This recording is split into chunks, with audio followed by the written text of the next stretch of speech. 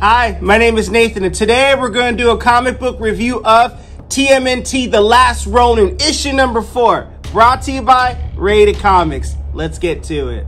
We start this issue off with Mikey, along with April's daughter, Casey, attacking Dr. Baxter Stockman's base of operations in order to use the head of the Fugitoid, Honeycutt, to regain some control over New York City. Mikey tells April over the intercom that this attack was a bad idea. Casey suggests that they can take out the tower guns up above. Mikey tells her he'll find another way and to wait for his signal. You can tell this is just an onslaught and coming at this crew head on, who are already heavily armored and gunned. I can see what Mikey was saying, but he's just got to see it through.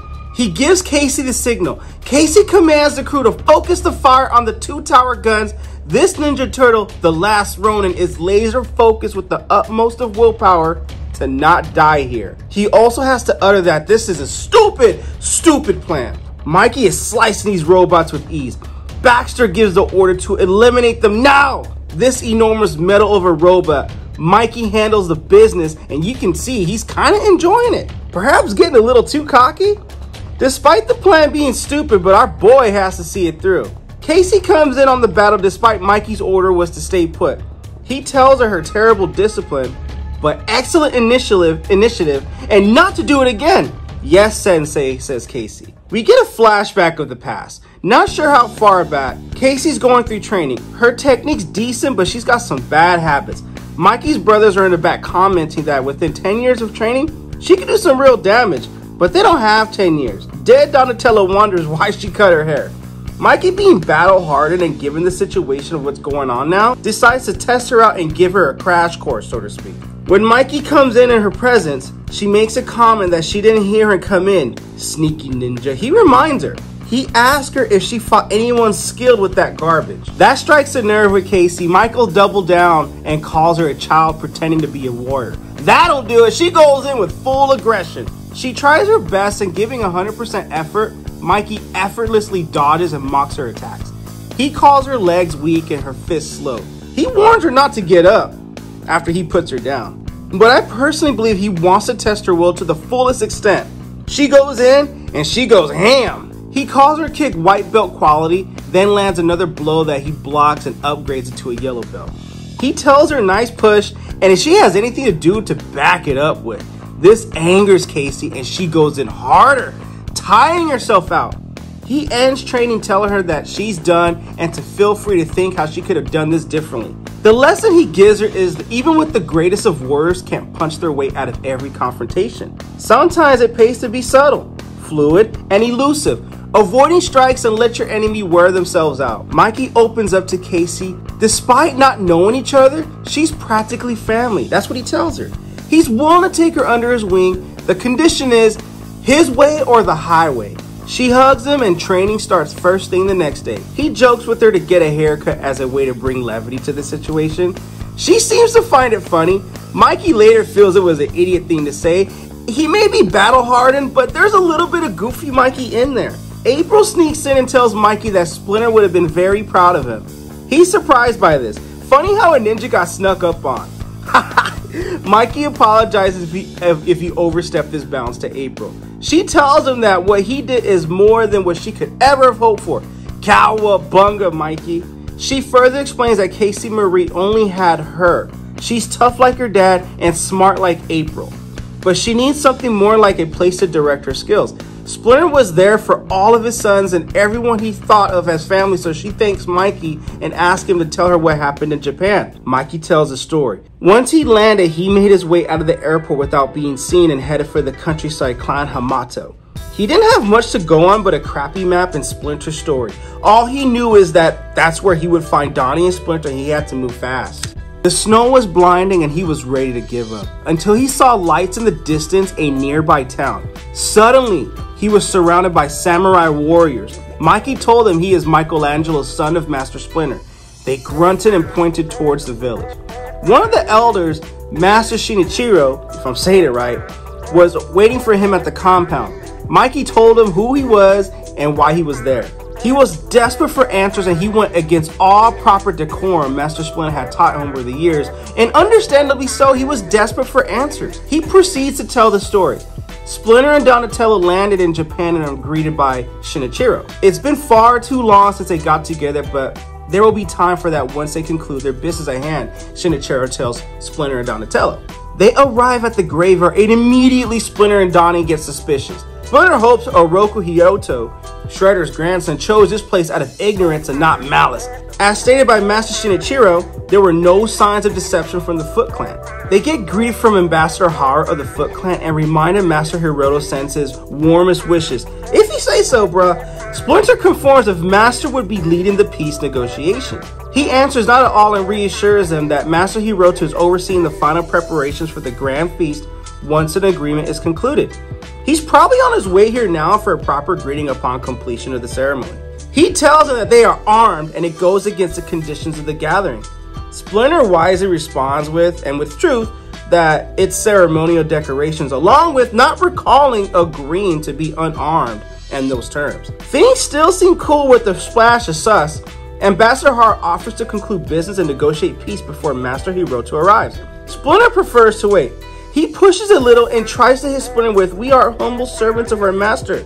Master Splinter kindly responds with, "We are also humble servants too, but this war lasted generations. A few more minutes will not matter." Well, the big bad mofo arrives on his high horse and he arrives with hostility and petty. He calls them fools and makes fun of how easy it was to get him here. He tells them it was a waste of your life and calls Donatello a mutant spawn and Splinter rodents. Listen, man, Splinter don't play. He decapitates 3 heads with one swipe of his ceremonial decoration. He tells Hiroto, Shredder's grandson, while he still breathes, he will refer to him as Master Splinter. Where's my respect, son? The battle begins. Time to pay in blood, and Master Splinter tells Donatello to make them pay in blood. Shredder's grandson is on the level of crazy. Crazier than this battle because even Master Splinter acknowledges that Shredder's predecessors always acted with honor. Time to teach this upstart a lesson. Donnie is definitely showing no mercy by sticking a stick in the Foot Clan's eye, and this battle is comic book epic on all levels. Splinter is cutting his path to get to their master. These Foot Clan dudes lack discipline in this fight, but they do not lack in number. Skill will decide today's outcome. Hiroto is not pleased with this battle taking too long. He has no patience for this. He provokes Master Splinter some more by calling him rats, rodent, and everyone he's ever known to love in New York is dead. That hits a spot with him. Splinter calls him out, face him like a true warrior. He invites him to die at this blade like his grandfather did. That grandfather being Master Shredder, and this pisses him off.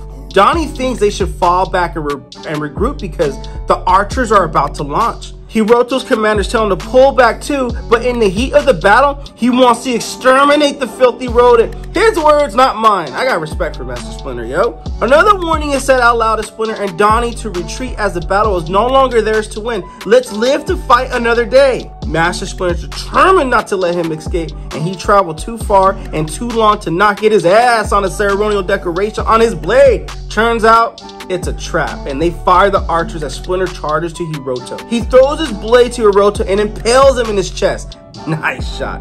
But the archer makes an impact on Donnie and Master Splinter too. Lots of archers, lots of arrows. So that's how it went down. I am not disappointed at all, and this was awesome. Sad and great storytelling, compelling visual. Shinichiro proceeds to tell Mikey that they couldn't have saved Donatello and that the damage was done.